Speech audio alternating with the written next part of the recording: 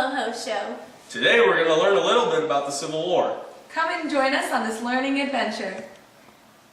Today on our Civil War learning show, we are going to start off with a song created by me, Andrew Malcolm.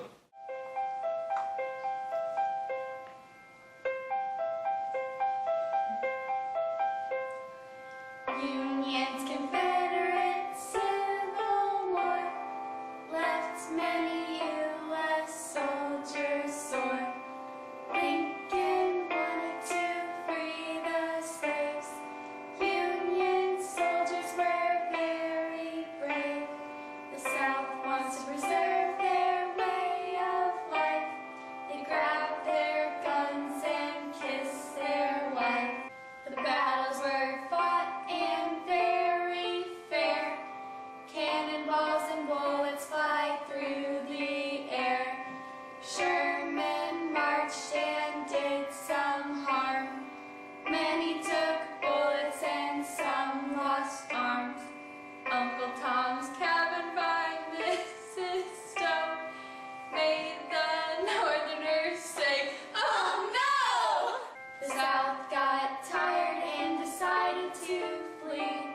The war was over, no more slavery.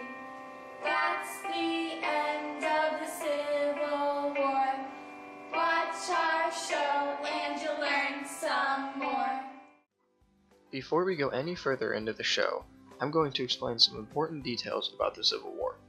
I'm going to tell you some of the causes of the Civil War and explain what they were, how the war ended and what the results of it were, and what Reconstruction was. There were many different things that made the North and South want to fight each other. Stephen Douglas was an Illinois senator who felt that a railroad was needed through Kansas and Nebraska. This resulted in the Kansas-Nebraska Act, which angered the Northerners. They felt Stephen betrayed them because he showed that slavery could exist anywhere. Uncle Tom's Cabin was a book written by Harriet Beecher Stowe. It talked about how bad life was for a slave on a southern plantation. This made many more people want to end slavery even more. It angered people in the South because even though Miss Stowe had never been on a plantation, her book was very accurate. Her book also made Great Britain not want to help the South during the war, which was a big reason why the North was able to win. Dred Scott was a slave who tried to fight for his freedom. His owner died while they were in a free state, so he thought he should be free. The judge thought differently. He said that since Mr. Scott was a slave, he was not allowed to sue for his freedom, so he was put back into slavery. This was the last straw for the North, and it pushed them to fight the South. The Civil War ended on April 9, 1865 with a Northern victory. General Robert E. Lee of the Confederate Army lost the Battle of Appomattox Courthouse, Virginia, and surrendered to Union General Ulysses S. Grant. The two generals met in the front parlor of the Wilmer McLean home and discussed the terms of surrender. Although there was still scattered resistance for several weeks after the surrender, the war was pretty much over. This war did result in the end of slavery, but it cost many people their lives. The Northern economy boomed and they were making loads of money. The Southern, however, was crushed and they had a hard time making money after the war. The North and South continued to dislike each other even after the war. Reconstruction is the period of time right after the war up until 1877. After the war, the South had to be brought back into the Union, but no one knew how that was going to happen or who was going to be in charge of it. President Andrew Johnson felt that the South should not be punished very severely for their actions, and pardoned most of the white Southerners. He felt that each state government could best decide how they wanted Americans to be treated, which infuriated Northerners. The Radical Republicans felt that the South should be punished. They divided the South into 5 military districts and sent troops down to make sure they followed all of the laws. Now African Americans could vote, hold public office, and become judges and police chiefs. This gave African Americans a window of hope for a better future in which they would be treated equally, but it was only the beginning. People still treated them as if they were not as good as white people. Overall, Reconstruction helped get the Union back together, but for the most part, it was a failure. Now we're going to read you a story about two brothers who fought during the Civil War and explain to you the importance. Today, in Andrew and Hope's Reading Circle, we are reading Brother vs. Brother in the Civil War. Two brothers, James and Alexander, moved to America in 1850. James settled down in Mississippi and bought a plantation to grow cotton. Alexander settled down in New York and became a shoemaker. As the war broke out because of the effects of Uncle Tom's Cabin, Dred Scott, and other events, the brothers found themselves fighting for opposite sides. Oh no. Uncle Tom's Cabin was a book written by Harriet Beecher Stowe, and it showed what life was like for a slave on a southern plantation. It made the Northerners want to end slavery even more because they learned how bad the slaves were treated. The Dred Scott case involved a slave who was sued for his freedom and lost. These events caused the nation to want to fight, brother versus brother. During a battle, Alexander and James saw each other while fighting and did not know what to do at first. They got close to each other, and they knew they could not hurt each other because they were family. The brothers wished each other luck and went on their separate ways. They survived the war and started to rebuild their lives. James struggled to continue growing cotton because the southern land was destroyed from the war. His brother, however, started making more money because the North was able to make much more money than the South after the war. Both brothers started to notice the North and the South were starting to not like each other again. They managed to make it through the Reconstruction era. After that, the brothers were friends again, and they spent a lot of time with each other during the holidays, like Christmas. They loved each other and lived happily ever after in America. People call the time right after the Civil War Reconstruction. Reconstruction helped the Union get back together and start giving African Americans more rights. But it was only the beginning. More problems arose as it was a very violent and stressful period, and some blacks started to think that the pre-war society was very similar to the post-war society. Also, the 13th, 14th, and 15th Amendments were passed. Although African Americans could now vote, hold public office, and become judges and police chiefs, many people did not like that. This caused the rise of the KKK and the White Brotherhood, who felt that the white people were better than black people and tried to scare black people through violence and intimidation. The South passed the black codes, and many blacks felt that the Civil War didn't change anything. Now we're going to show you how to bake one of the most popular snacks for soldiers during the Civil War, hardtack. Today on Old Fashioned Cooking, we'll be making hardtack. Hardtack was a cracker-like biscuit made from 3 simple ingredients: flour, water, and salt. It was a source of food during the Civil War that the soldiers and sailors ate on a day-to-day basis. It was an easy staple for the soldiers because it lasted for long periods of time and it didn't need to be preserved in any way. Hardtack use as a military ration can, in theory, be traced back to the Roman times, but the first widespread usage by American soldiers was during the Civil War.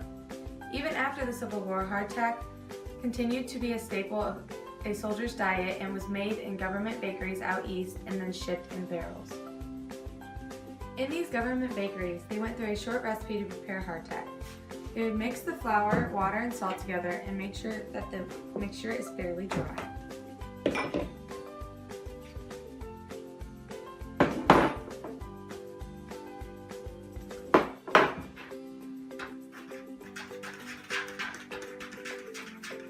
Once you are done mixing, pour the mixture onto your surface and begin to roll it out to about 1/2 inch thickness and shape it into a rectangle.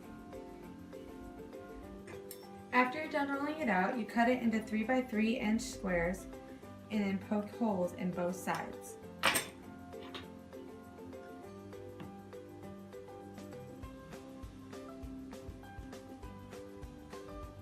After cutting the dough into 3 by 3 inch squares, place on an ungreased cookie sheet and cook for 30 minutes on each side. Now that we made the hardtack, we're going to give it a try. Many soldiers thought that hardtack was very bland, so they would eat hardtack in many different ways.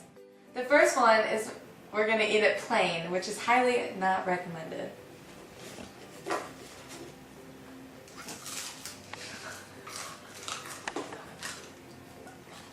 Very hard. They don't call it hardtack for no reason. Very hard to chew. It's not bad, but after months and even years of eating this, I think it would get old. I would give it. It's like hard pizza crust. I don't really like pizza crust. I'd say like maybe a 3, and I'd have to be like really hungry to eat a lot of it. The second option is breaking up the crackers in a pot of coffee. They would typically eat this for breakfast.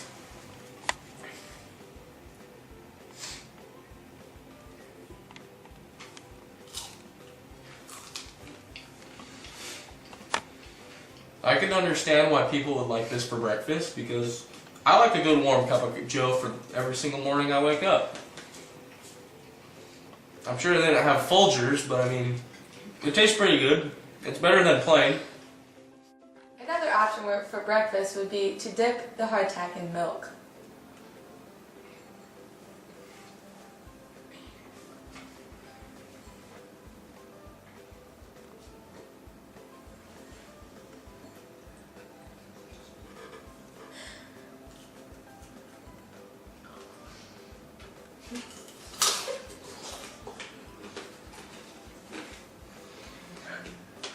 Personally, I don't like it. I don't like milk.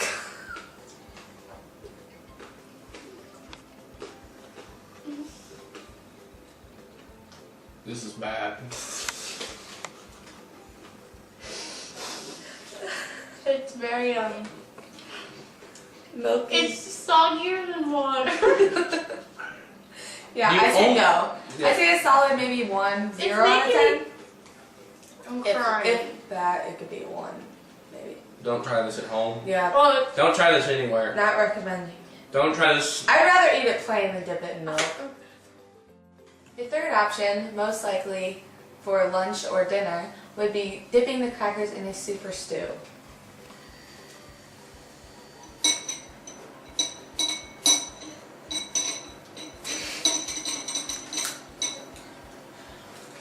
I think this one's my favorite. Me too. Definitely adds a lot of flavor. I don't like this one. Soup crackers are meant for soup, not hardtack. I think it's good. A fourth option would be buttering the hardtack. I heavily buttered mine.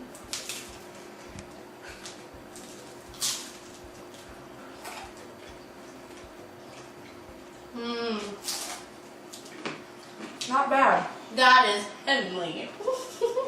Definitely add some flavor. Definitely is good. Anything's better than What do you think, plain. Andrew? Imagine a Bonnie's bread that's been out for like maybe 3 years, but not spoiled, and then give it 2 or 3 pats of butter. It's still pretty good. This is a good one. Another option, they would soak the hardtack in water and then sprinkle it with salt.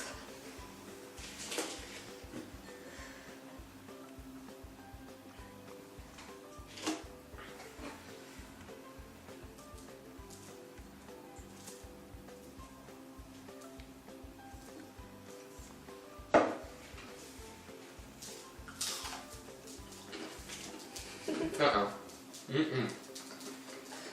Okay. Mm.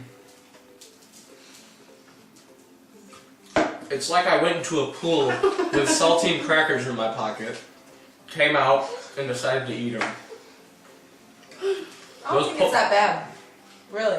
I think it's really good. The salt definitely adds it. Salt definitely makes it. Yep. All I gotta say is those poor fellas that served in the Unions and Confederate, because they had to eat this stuff all the time, and I don't think I could probably last 2 or 3 days eating this. It's terrible. I could probably hammer a nail with it, if anything. It should have been a tool. Another option is to dip the hardtack in sugar.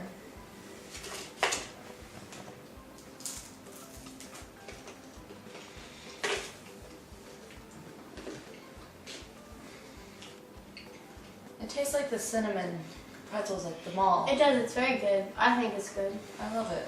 It's better. It's not good. I'm kind of living for it. Yeah, me too.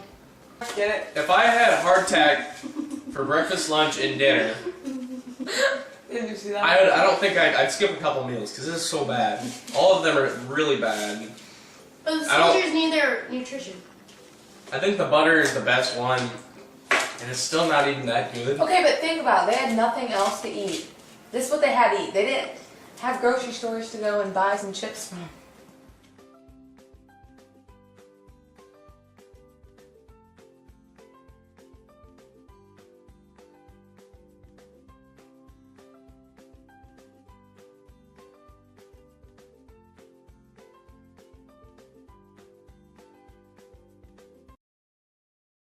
Oh boy, that was some tasty hardtack. Now it's time for some jokes.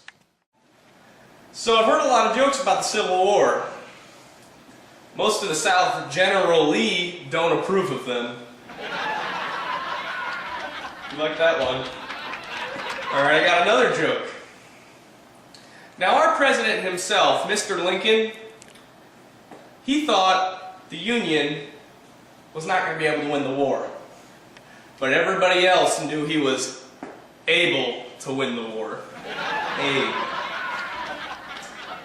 Now, we got one of the famous officers and generals of the Union. He was a nice little man, and he actually was sent down to Atlanta. And when he was sent to Atlanta to take it over and burn it down, President Lincoln said, "General, do you believe you could take over Atlanta?" He said, "Sure, man. General Sherman, if you're out there, I like your work. I approve of everything you do. Great job out there. Go Union." After watching our Civil War special, I hope you learned a lot, because now we're going to have a quiz. Our first question is, which of these did not cause the Civil War?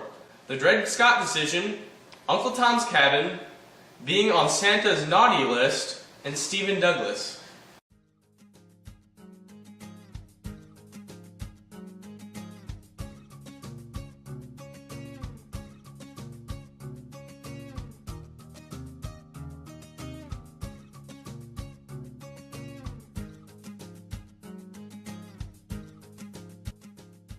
Our next question is, who likes slavery?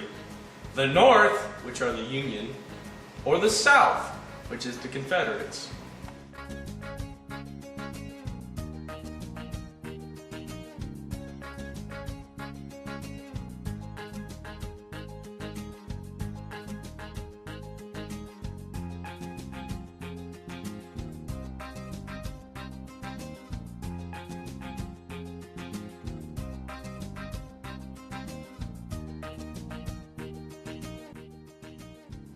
Our next question is, what food did the soldiers usually eat during the Civil War? A. Reese's Puffs, B. Hardtack, C. Lasagna, or D. Pancakes?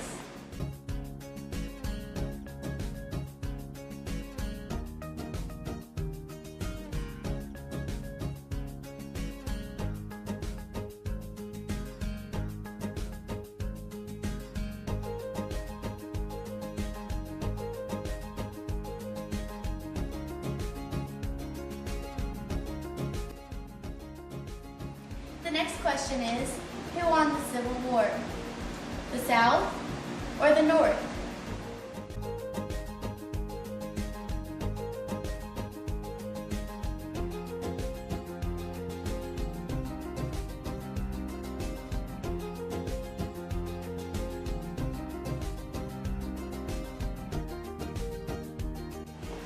Our last question is, did Reconstruction work very well? Yes or no?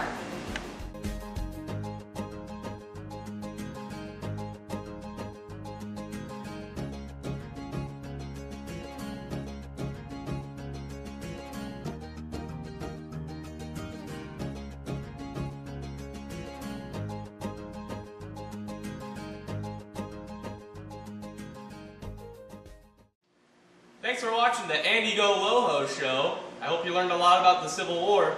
Next week, make sure to tune in, because we're going to learn a little bit about World War II. Thanks again for watching. This is Andrew. This is Hope. And I'm Lauren. Peace out.